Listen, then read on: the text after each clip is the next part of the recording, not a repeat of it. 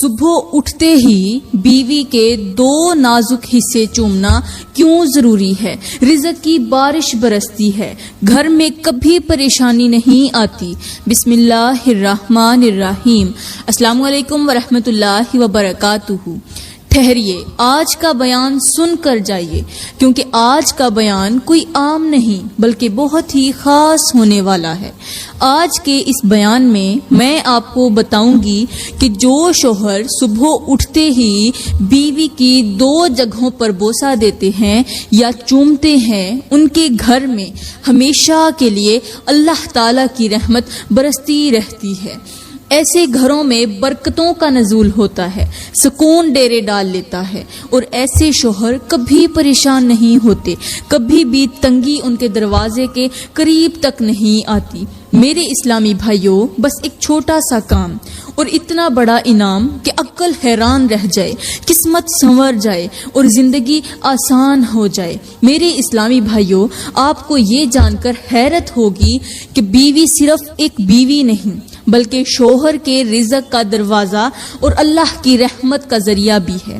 اور جو شوہر صبح کا آغاز اپنی بیوی کی محبت سے کرتے ہیں، خاص طور پر اس کے دو نازک حصوں پر بوسہ دے کر دن کی شروعات کرتے ہیں، ان کے لیے اللہ تعالی آسمان سے رحمت نازل فرماتا ہے اور زمین کی گہرائی سے رزق نکالتا ہے۔ میرے اسلامی بھائیوں، اب بات کرتے ہیں کہ آخر وہ کون سی دو چیزیں ہیں، کون سے دو حصے ہیں جن کو ایک بوسہ یا پیار دینے سے اللہ تعالیٰ اس قدر خوش ہوتا ہے کہ رزق کے دروازے ہمیشہ کے لیے کھول دیتا ہے اور پھر اس شوہر کی زندگی میں کبھی کوئی پریشانی نہیں آنے دیتا۔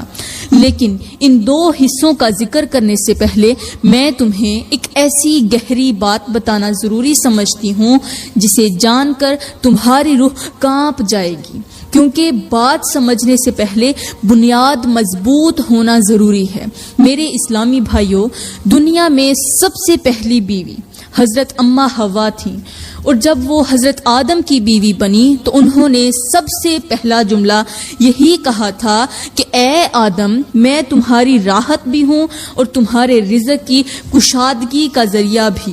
مجھے عزت دو گے تو اللہ تمہیں عزت دے گا، مجھے خوش رکھو گے تو اللہ تمہیں خوشیوں سے بھر دے گا۔ یہ وہ پہلا پیغام تھا جو دنیا کی ہر عورت کے مقدر میں لکھ دیا گیا۔ پھر آگے چل کر وہ نبی بھی آئے جن کی بیوی دشمنوں کے ساتھ مل گئی، اپنے ہی شوہر یعنی اللہ کے نبی کا مذاق اڑانے لگی، اپنے شوہر کو ستانے لگی، اور آخر کار اللہ نے اسے ایسی عبرت بنا دیا کہ آج تک اس کے نام کو کبھی بھی عزت سے نہیں لیا جاتا۔